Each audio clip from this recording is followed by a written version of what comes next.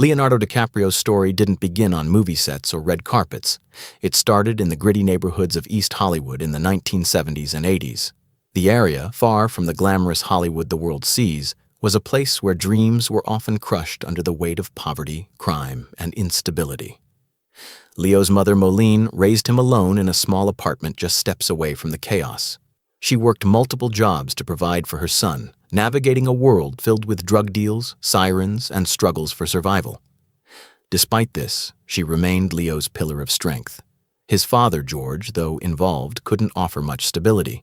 He was an artist who lived on the fringes, distant both physically and emotionally. Leo's childhood was tough, marked by constant instability, yet it taught him lessons that would later define his career: resilience, determination, and the drive to escape the circumstances of his youth. The fight to be seen. Early rejections and hardships. As a young boy, DiCaprio faced rejection and invisibility at every turn. Hollywood, a place where dreams come true, didn't have room for someone like him, the scrappy kid from a rough neighborhood. The casting calls were a battleground. Leo's mother took him to countless auditions, squeezing onto 3 buses just to get him to the next casting call. The rejection was relentless. Casting directors often saw him as unremarkable, just another kid with the wrong background.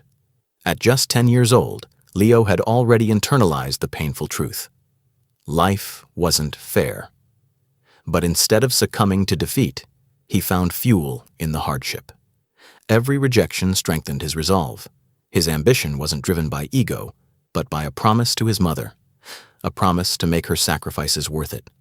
He would fight to escape the life that felt too small for him. The turning point, from television to film. By the time Leonardo turned 18, his determination had begun to pay off. He landed a recurring role in Growing Pains, a popular family sitcom. Although it brought him visibility, it also marked a turning point. Leo found himself caught in a box labeled as the cute TV kid. He wanted more. He wanted to prove that he was capable of depth, of serious, transformative roles. His frustrations mounted as his television fame seemed to trap him in a mold he didn't want to fill. Yet this period taught him a valuable lesson. Consistency and patience were key. While Growing Pains opened doors, Leo was already pushing against the walls. He auditioned for films and fought tirelessly for roles that challenged him as an actor. But Hollywood moved slowly, and the recognition he craved came at a crawl. A breakthrough. Moment. What's Eating? Gilbert Grape. Leo's breakthrough came in 1993 with What's Eating Gilbert Grape, where he played Arnie, a teenager with developmental disabilities. His performance was nothing short of transformative. Leo became Arnie, disappearing into the role so completely that viewers forgot they were watching an actor. Critics, stunned by the rawness and authenticity he brought to the character, were quick to praise him. For the first time, DiCaprio wasn't just another actor on the rise, he was a true talent, a force to be reckoned with. The film was a critical success, and Leonardo earned an Academy Award nomination for Best Supporting Actor at just 19. Though he didn't win, it was a powerful moment in his career.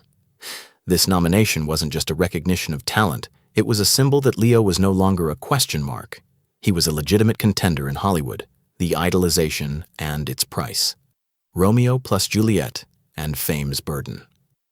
As his career continued to rise, so did the public's obsession with Leonardo DiCaprio. The 1996 film Romeo plus Juliet, directed by Baz Luhrmann, made him a household name. Suddenly, Leo was everywhere. Magazine covers, posters, teenage fan clubs, and constant media attention. His face was plastered on bedroom walls, and he became an instant heartthrob. However, the fame came with its own price. Leonardo, who had spent years fighting to be taken seriously as an actor, now found himself cast as a teen idol, boxed in by his looks rather than his talent. While the adoration was overwhelming, it was suffocating. He felt like a product, not an artist. The media and Hollywood studios began to see him as a commodity, and Leo's frustration grew.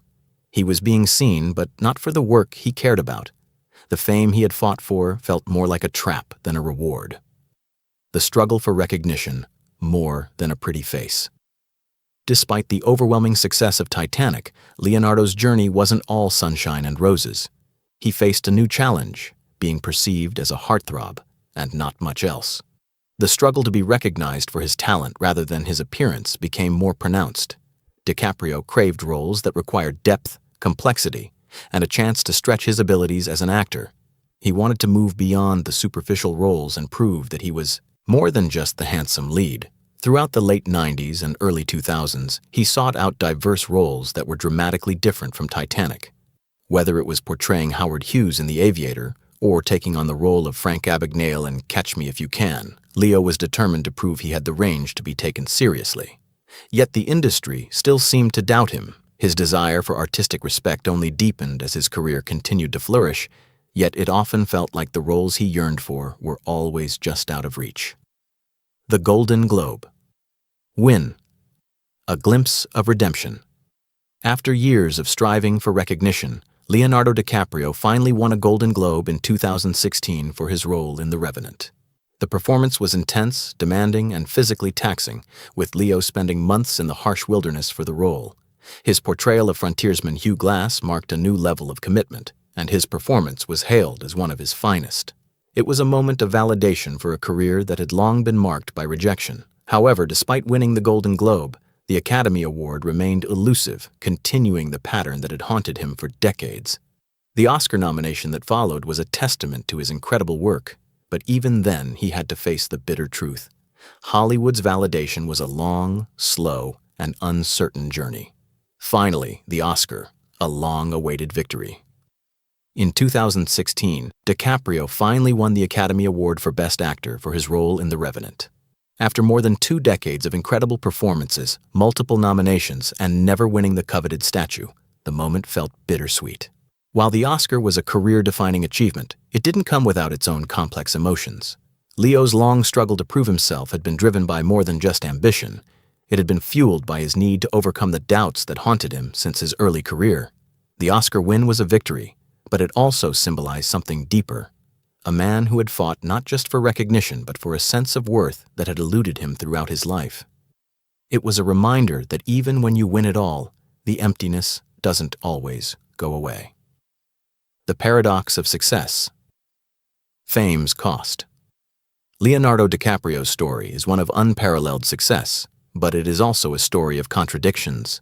Despite his fame, his fortune, and his accolades, there remains a profound sense of emptiness. He has conquered Hollywood, yet the very fame that brought him success also trapped him.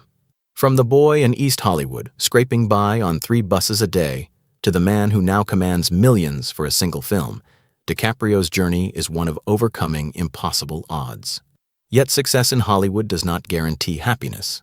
Leo's struggle with fame, relationships, and personal fulfillment continues to be a part of his journey, one that proves that even the greatest success can leave behind a deep sense of loss. He may have won an Oscar, but the battle for peace and happiness is far from over.